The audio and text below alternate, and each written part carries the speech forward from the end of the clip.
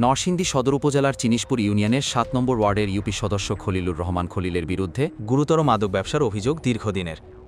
স্থানীয়দের অভিযোগ, একসময় ক্ষমতাসীন দলের ছত্রছায়া থেকে তিনি এলাকায় গড়ে তুলেছেন এক প্রভাবশালী মাদক সিন্ডিকেট, যার শিকড় ছড়িয়ে পড়েছে আশপাশের গ্রামাঞ্চলেও।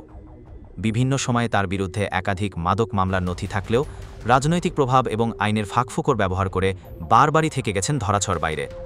আওয়ামী লীগ সরকারের আমলে তার বিরুদ্ধে দায়ের হওয়া মামলাগুলো বিচারের মুখ দেখেনি বলে অভিযোগ রয়েছে।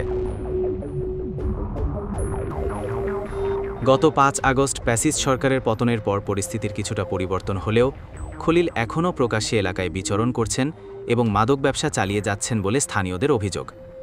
তার বিরুদ্ধে বৈষম্য বিরোধী আন্দোলনের নামে নতুন কয়েকটি মামলা হলেও প্রশাসন এখনও কোনো কার্যকর ব্যবস্থা নিতে পারেনি।